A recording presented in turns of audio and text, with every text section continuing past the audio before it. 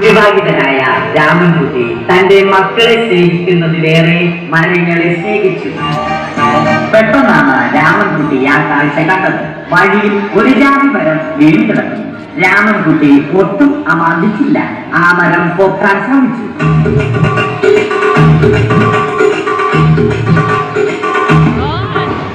നടക്കുന്നില്ല. പിന്നെയും പൊക്കാൻ ശ്രമിച്ചു.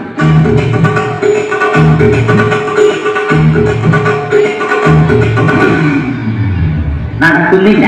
രാമൻകുട്ടി വഴിയെ പോയവരെ എല്ലാവരെയും സഹായത്തിന് വിളിച്ചു.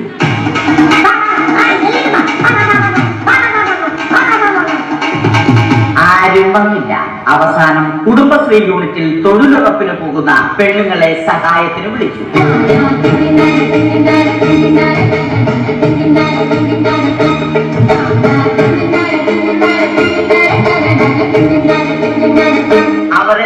അവർ അവരുടെ സ്ഥിരം പണി തുടങ്ങി. അത് കണ്ട ദേഷ്യം വന്ന രാമൻകുട്ടി മരത്തെ ഒറ്റയ്ക്ക് പിടിച്ചു പോക്കി. അത്ഭുതമെന്ന് പറയട്ടെ, മരം നേരെ നിന്നു. ഇത് കണ്ട തൊഴിലുറപ്പ് പെണ്ണുങ്ങൾ രാമൻകുട്ടിയോട് നോക്കുകൂലി ആവശ്യപ്പെട്ടു.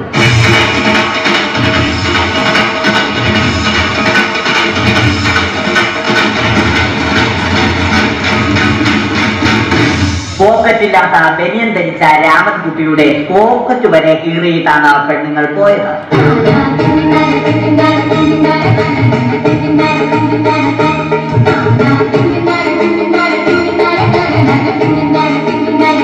രാമൻകുട്ടി പിന്നീട് ഒന്നും ആലോചിച്ചില്ല.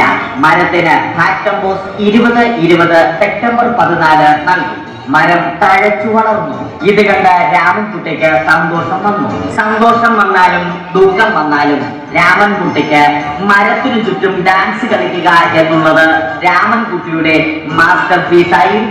ആ മാസ്റ്റർ പീസ് രാമൻകുട്ടി ഇവിടെയും എടുത്തു.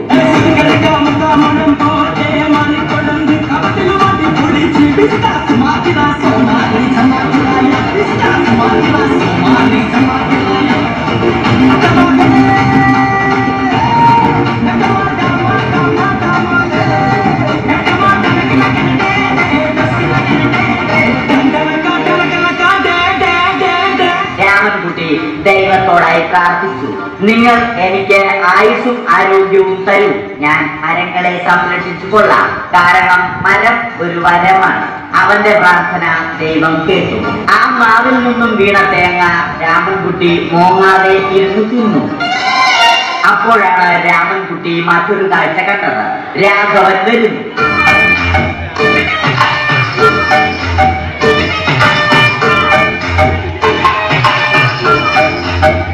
മരം മുറിക്കൽ ഹോബിയാക്കിയ, അതിലുപരി ജോലിയാക്കിയ രാഘവൻ മരങ്ങളുടെ ശത്രുവൻ. മരങ്ങൾ മുറിച്ച് ഫർണിച്ചർ പണിയുന്നത് തെറ്റൽ. അവനെ ഇതിൽ നിന്നും പിന്തിരിപ്പിക്കണം. അവർ തമ്മിൽ ഒന്നും രണ്ടും പറഞ്ഞു. സംസാരം മൂത്ത് വാക്കേറ്റമായി. അത് പിന്നെ അടിയിൽ കലാശിച്ചു.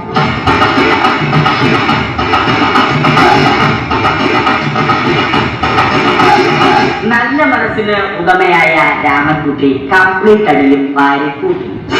ഒടുവിൽ രാമൻകുട്ടി സർവ്വധൈര്യവും സംഭരിച്ച് രാഘവനോടായി അലറി. മനസ്സറിഞ്ഞ രാഘവൻ രാമൻകുട്ടിയെ അരികിൽ വിളിച്ചു.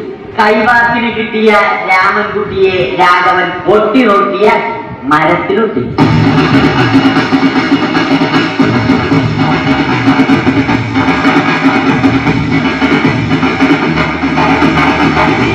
ഇന്നത്തെ പണി കഴിഞ്ഞ രാഘവൻ സംതൃപ്തിയോടെ വീട്ടിലേക്ക് മടങ്ങി.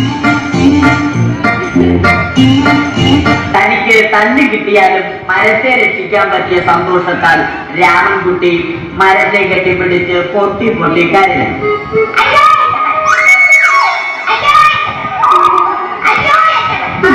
കാരണം മരം ഒരു വരമാണ്. കെട്ടിപ്പിടിക്കൽ ഏറ്റുവാങ്ങിയ മരം നാണം കൊണ്ട് ചില്ലകൾ താഴ്ത്തി. മരത്തെ രക്ഷിച്ച ക്ഷീണത്തിൽ രാമൻകുട്ടി മരച്ചുവട്ടിലിരുന്ന് ഉറങ്ങിപ്പോയി. പെട്ടെന്നാണ് അത് സംഭവിച്ചത്.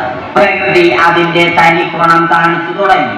മഴയും കാറ്റും ഇടിയും വന്നു. അതോടൊപ്പം കോളും വന്നു.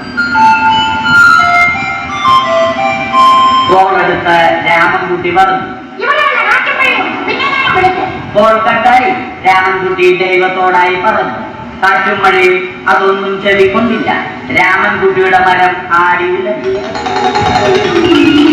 രാമൻകുട്ടി ദൈവത്തോടായി വീണ്ടും പറഞ്ഞു. മരം ഒരു വരമാണ്, മരത്തെ ഒന്നും ചെയ്യരുത്. വരം കിട്ടിയതുപോലെ രാമൻകുട്ടി തന്റെ ചൂണ്ടുവിരൽ കൊണ്ട് മരത്തെ താങ്ങി നിർത്തി. ചൂണ്ടുവിരൽ വളഞ്ഞ് ചൂണ്ട പോലെയായി. ഇനി മീൻ പിടിക്കാൻ കൊള്ളാം. അവസാനം സംഭവിക്കേണ്ടത് സംഭവിച്ചു. രാമൻകുട്ടി അടിയിലും മരം മുകളിലും. അന്ത്യശ്വാസം വലിക്കുന്നതിനു മുമ്പ് രാമൻകുട്ടി ദൈവത്തോടായി ഇങ്ങനെ പറഞ്ഞു.